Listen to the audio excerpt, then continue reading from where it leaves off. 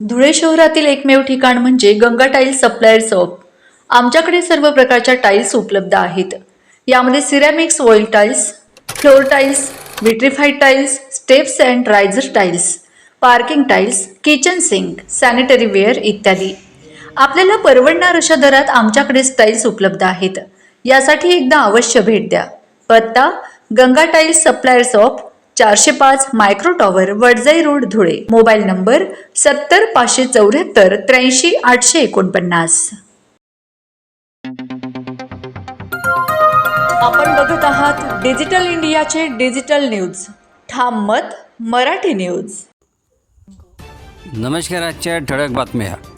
कळंबीर गावात गतिरोधकाचा अभाव, मोठ्या दुर्घटनेची वाट पाहत आहे प्रशासन। साक्री तालुक्यातील कळंबीर गावातून जाणाऱ्या मुख्य रस्त्यावर अद्याप गतिरोधक स्पीड ब्रेकर नसल्याने ग्रामस्थांमध्ये तीव्र नाराजी व्यक्त होत आहे।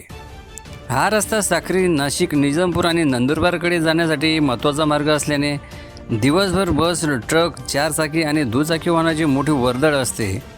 अनेक वाहने भरधाव वेगाने गावातून जात असल्याने नागरिकांच्या जीवितास धोका निर्माण झाला आहे। विशेष म्हणजे या रस्त्यालगत शाळा तसेच अनेक नागरिकांचे घरे आहेत। त्यामुळे शालेय विद्यार्थी, महिला आणि ज्येष्ठ नागरिकांना रस्ता ओलांडताना जीव मुठीत धरावा लागत आहे।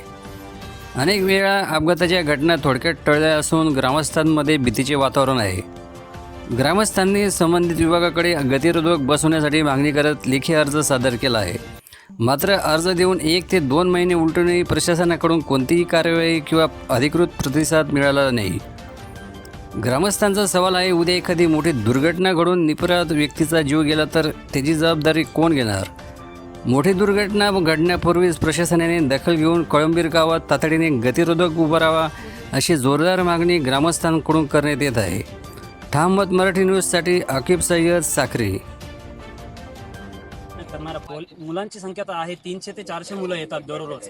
या मुलांचं जर रस्त्याचं अपघाने जर येता काही झालं किंवा येतात अचानक काही मुलांचं गाडी अंगावर आली तर काय करायचं? याला कोण जबाबदार राहील? या गोष्टींचं निवारण कोण करेल? ग्रामपंचायत करेल का प्रशासन करेल? महाराष्ट्रातील ताज्या घडामोडींसाठी पाहत रहा ठाम मत मराठी न्यूज। तसेच आमच्या चॅनलला लाईक, शेअर, सबस्क्राईब करायला विसरू नका।